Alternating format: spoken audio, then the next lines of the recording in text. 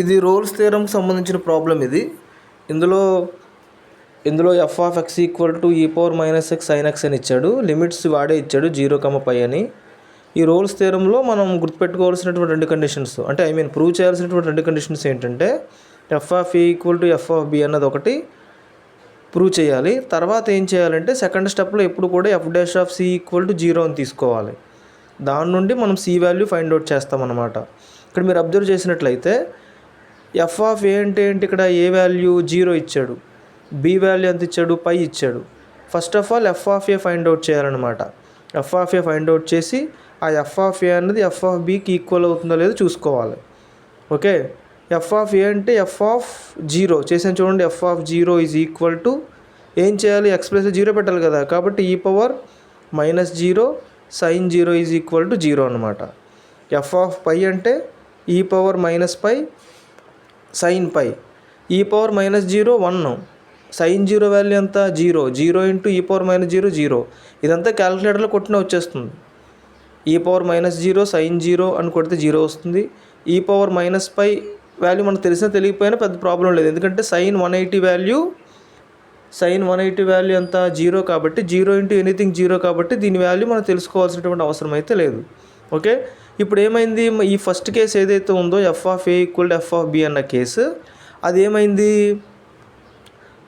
Prove అయింది. F of 0 equal to ఏమైంది, F of π అయింది. కాబట్టి ఇది ప్రూవ్ అయిన తర్వాతే, ఈ కండిషన్ సాటిస్ఫై అయిన తర్వాత మాత్రం మన సెకండ్ కండిషన్ రావాలి. ఈ కండిషన్ సాటిస్ఫై అవ్వకపోతే f of a is not equal to F of b అయితే Rolle's theorem is not verified అని చెప్పి ఇక్కడ ఆపేయచ్చు. కానీ ఓకేనా, ఇది వెరిఫై అయితేనే సెకండ్ స్టెప్కి వెళ్తాం. 99.99% ప్రాబ్లమ్స్ ఫస్ట్ స్టెప్ కంపల్సరీగా సాటిస్ఫై అవుతుంది. ఓకే, తర్వాత సాటిస్ఫై అయిన తర్వాత ఈ కండిషన్ తీసుకోవాలని చెప్పాను. ఏంటిది, F dash of C equal to 0 అని తీసుకోమని చెప్పాను. కానీ F dash of C equal to 0 అని తీసుకోవాలి అంటే ముందు ఎఫ్ డాష్ ఆఫ్ ఎక్స్ కావాలి కదా.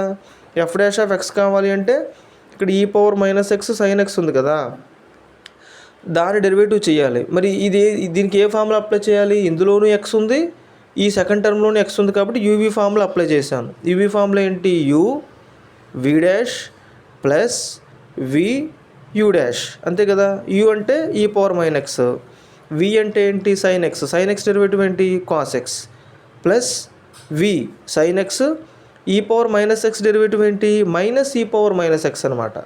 ఓకే, ఈ పవర్ -x cos x, ఈ మైనస్ని ఇక్కడ ముందుకు తీసుకొచ్చేసాను, ఒక ప్రాపర్ ఆర్డర్లో రాశాను, minus e power -x sin x.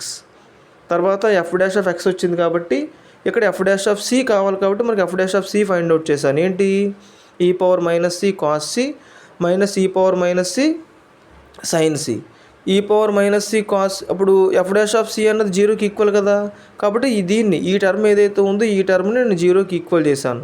చేస్తే ఏమైంది, ఈ power -c cos c equal to e power -c sin c, e power -c కొట్టేసాను, cos c equal to sin c.